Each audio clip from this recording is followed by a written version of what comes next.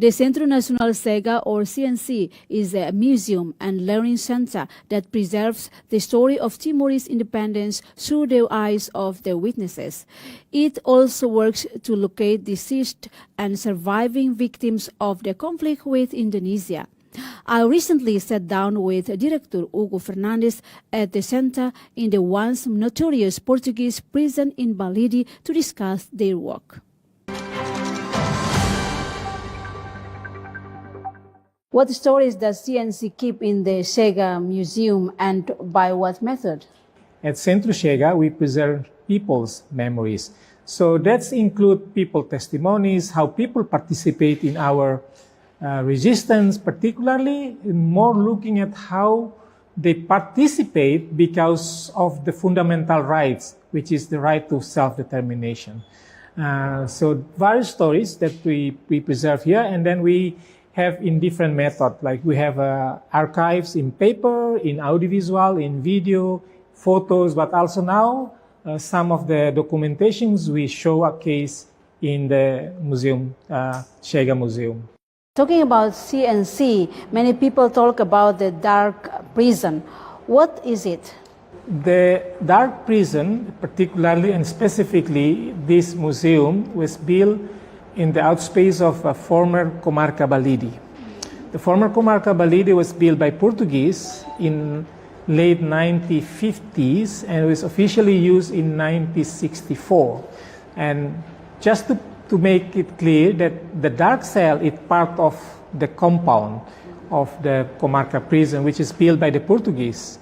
And during the Indonesian period of time, during the occupation, the dark cell, specifically known as isolation cell, which is to detain the very high-level Timorese who accused of being anti-Indonesia occupation. So you only have two fates. If you were detained at the dark cells, you come out alive or you disappear.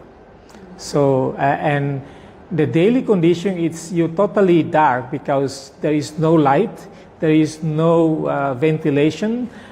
You've been subject to isolation to the rest of the detainees. So it's you never know when is the daylight and when is the night because it's totally dark.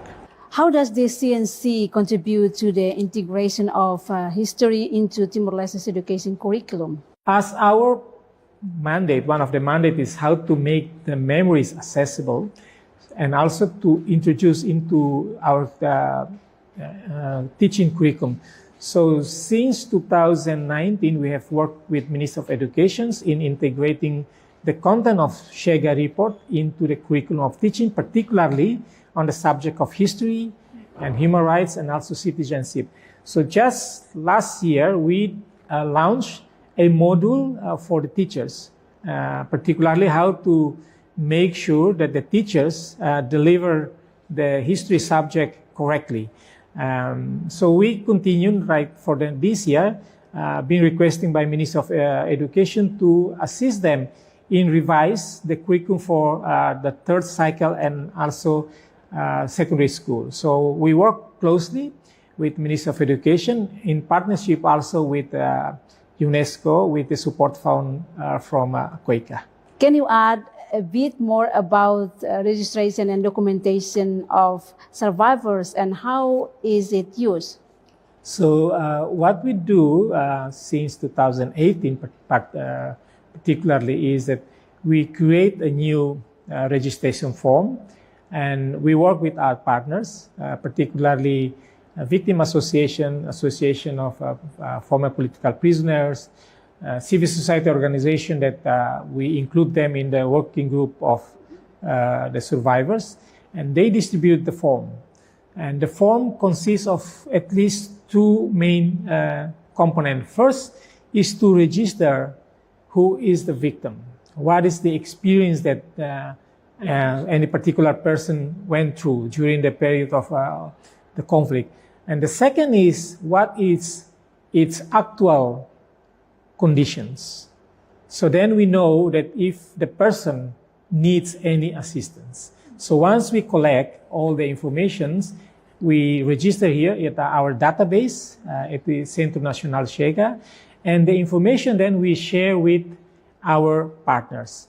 For example, we have memorandum of understanding with Ministry of Social Solidarity, and they've been using the data to provide support.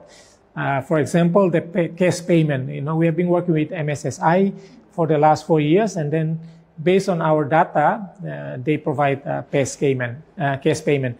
We also share the information to Ministry of Health, where the victim who in a very severe health conditions, they receive health treatment from Ministry of Health. For our own interest, we build houses. As you know, we also build houses for victims. So we use the data to check if the victim needs any support, including we use data to check if the victim's children need any support.